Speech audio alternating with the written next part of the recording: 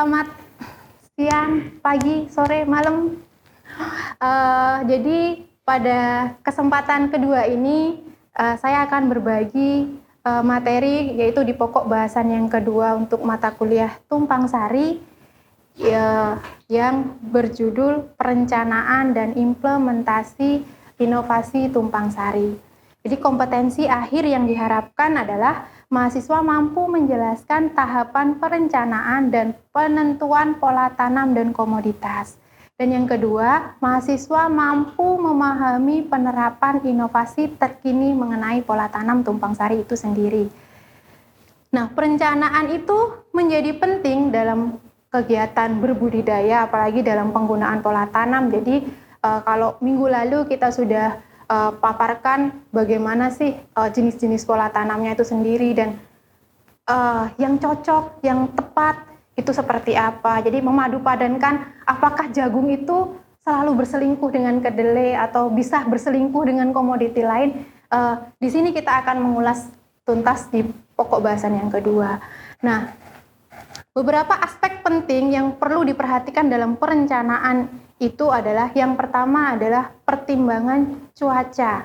Cuaca di sini mencakup curah hujan, arah matahari terbit, arah angin, intensitas penyinaran matahari. Kenapa cuaca ini menjadi penting? Karena yang tadi saya bilang bahwa petani pada dasarnya itu melakukan tindakan budidaya dengan berbagai jenis pola tanam memiliki alasan. Nah, di sini kita ingin memanfaatkan air, matahari, itu seperti apa kondisinya. Jadi yang saya contohkan ketika sudah mau memasuki musim kemarau atau di akhir musim penghujan, sedangkan lahan tersebut tidak ada irigasi teknisnya, maka kita harus berupaya bagaimana lahan ini tidak berat atau tetap produktif, itu bisa ditanam dengan menggunakan pola tanam sisipan atau tumpang hilir. Terus kemudian yang kedua adalah intensitas dan penyebaran hama penyakit. Jadi ini juga menjadi sorotan penting dalam beberapa aspek penting dalam perencanaan karena keberhasilan dari produksi itu juga ditentukan oleh bagaimana cara kita mengendalikan hama dan penyakitnya. Terus yang ketiga ada jenis komoditi yang akan ditanam. Nah ini yang tadi saya bilang di awal bahwa apakah benar jagung itu selalu dipadu-padankan dengan kedelai? Terus apa boleh dengan tanaman yang lain? Ini pemilihan jenis komoditi yang harus link and match. Saya contohkan kenapa jagung sama kedelai. Di sini jagung memiliki atau biasanya ditanam dengan jarak 70 kali 20. Jadi di situ ada jarak 70. Nah, tanaman jagung ketika ditanam itu tidak serta-merta langsung besar. Jadi pada saat awal pertumbuhan kita bisa memanfaatkan tanaman kedelai untuk ditanam di sela-selanya. Kenapa tanaman kedelai? Karena tanaman kedelai sendiri merupakan tanaman legum, di mana dia efisien dalam penyerapan N, karena dia sendiri juga punya bakteri, rhizobium, kemudian dia juga mampu memfiksasi N secara mandiri. Jadi dia efisien dalam pemupukan. Selain itu dia juga termasuk tanaman C3, di mana dia bisa tumbuh dengan baik di bawah naungan. Untuk itu kenapa kedelai sering digunakan untuk pola tanam tumpang sari. Tapi tidak hanya kedelai, bisa tanaman yang lainnya. Kemudian yang keempat, kondisi lahan. Di sini kita juga bisa melihat untuk membuat pola tanam itu yang cocok, yang menguntungkan seperti apa, kita harus tahu dulu kondisi lahannya seperti apa. Berapa luasnya, kemiringannya berapa, kemudian kandungan unsur haranya juga bagaimana, itu menjadi poin penting dalam menentukan pola tanam yang akan digunakan. Dan yang terakhir adalah apapun yang kita tanam, itu usahakan yang diminati konsumen. Sasarannya kemana? Untuk memudahkan pada saat pemasaran. Jangan sampai masyarakat setempat itu tidak menyukai misalnya padi yang rasanya pulen, tapi Anda karena suka dengan beras yang rasanya pulen, Anda menanam beras padi yang rasanya beras nasinya nanti rasanya pulen gitu. Terus implementasi pola tanam tumpang sari ini sebenarnya juga sebagian besar hanya dilakukan oleh petani gurem atau petani kecil. Kenapa? Karena memang mereka mengefisienkan lahan dan bagaimana mereka berupaya untuk mendapatkan income yang lebih. Terus kemudian kalaupun dalam skala luas, pasti dalam kondisi keterbatasan kondisi air ataupun keterbatasan karena cuaca atau karena kondisi lahan tersebut merupakan lahan marginal. Karena kalau lahan itu subur, air selalu kontinu, tentu rekomendasinya adalah pola tanam monokultur.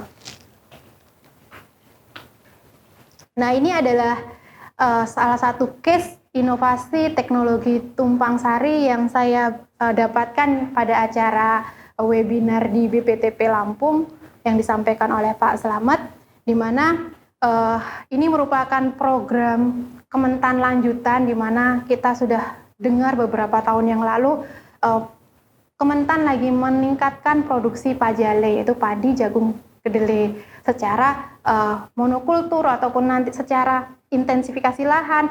Semua upaya dilakukan. Nah, salah satu yang dilakukan baru-baru ini atau akhir-akhir ini itu yaitu dengan mengoptimalkan penggunaan lahan dan pola tanam, yaitu melalui tumpang sari tanaman. Nah, karena memang eranya milenial ini semuanya serba suka disingkat-singkat ya. Nah, untuk itu Kementan juga milenial sekali dalam memberikan singkatan-singkatan. Jadi tumpang sari tanaman. Jadi kalau di awal-awal saya menjelaskan ada intercropping, ada multiple cropping. Nah, di era milenial ini muncullah inovasi ataupun singkatan yang sering familiar di kementerian, yaitu ada turiman. Turiman sendiri yaitu tumpang sari tanaman. Jadi kalau tumpang gilir sama orang-orang yang di Kementan itu sering disingkat sebagai tugiman. Kan nama-nama yang sangat milenial seperti nama saya. Kemudian dalam paparannya yang disampaikan oleh Pak Slamet itu state of the art-nya itu yaitu di mana pemerintah itu selalu menargetkan peningkatan produksi pada komoditas tanaman pangan. Seperti yang kita ketahui bahwa mayoritas masyarakat Indonesia ini masih sangat tergantung sekali dengan komoditi yang bernamakan padi. Maka itu semua upaya diupayakan untuk meningkatkan. Akan tetapi realitanya di lahan,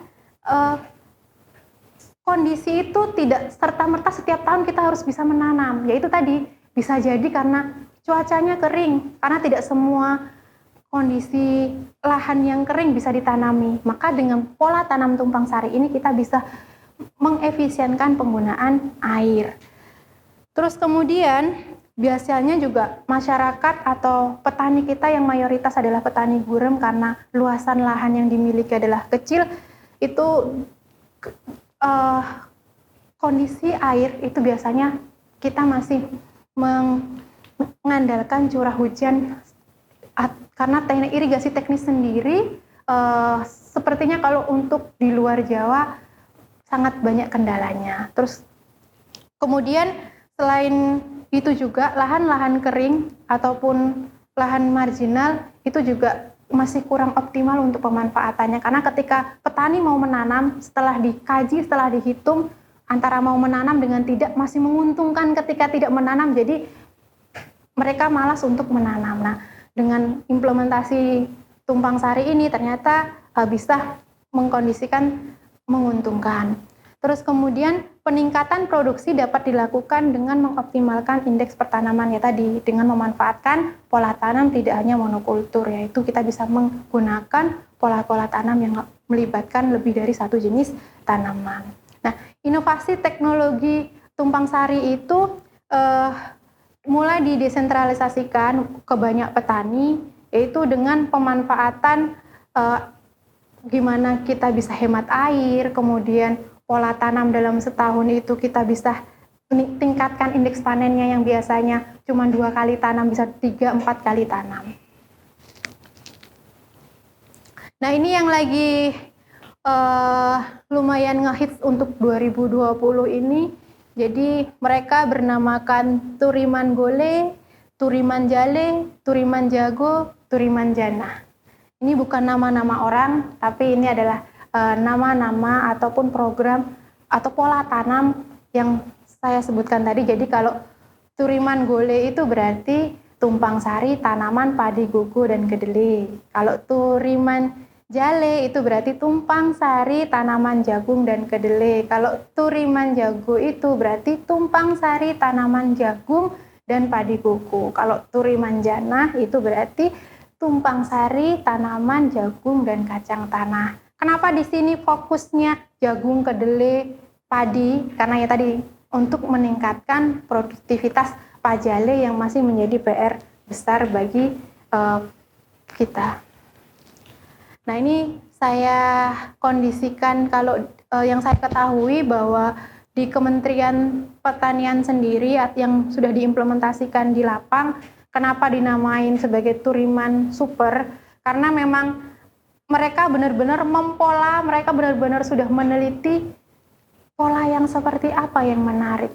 Jadi di sini tumpang sari, padi gogo dan kedelai misalnya itu ada 95. Maksud 95 di sini adalah padi gogonya 9 baris, kemudian selanjutnya ada kedelainya 5 baris, kemudian baru gogonya 9 baris lagi. Seperti pada PPT yang saya tampilkan, di mana ini merupakan layout dari tumpang sari tanaman padi gogo dan kedelai itu sendiri. Nah, ini adalah tanamannya. Jadi kalau penjelasan di awal saya yang pokok bahasan pertama itu hanya pengenalan pola tanam, ini termasuk tanaman bersisipan atau bergiliran atau intercropping, row cropping. Nah, tumpang sari gogo kedelai super ini merupakan tumpang sari yang sebenarnya kalau kita golongkan itu masuk ke tumpang sari berlorong atau yang sering disebut alley cropping ataupun kondisinya strip intercropping. Nah, ini untuk tumpang sari tanaman jagung dan kedelai. Ini menggunakan 27 di mana 2 ini adalah untuk tanaman jagung, 7 adalah untuk tanaman kedelainya, dan nanti dilanjutkan dengan 2. Kenapa tanaman jagungnya itu 2, tidak 5, tidak apa? Karena memang cropping dari tanaman jagung sendiri lumayan besar. Jadi 2 ini kita menganut dari sistem jajar legowo. Jadi setiap sisinya diharapkan merupakan tanaman pinggir. Beda halnya dengan tanaman padi, tanaman kedelai, itu mereka adalah tanaman C3. Nah, kalau jagung sendiri adalah tanaman C4. Apa sih C3 dan C4?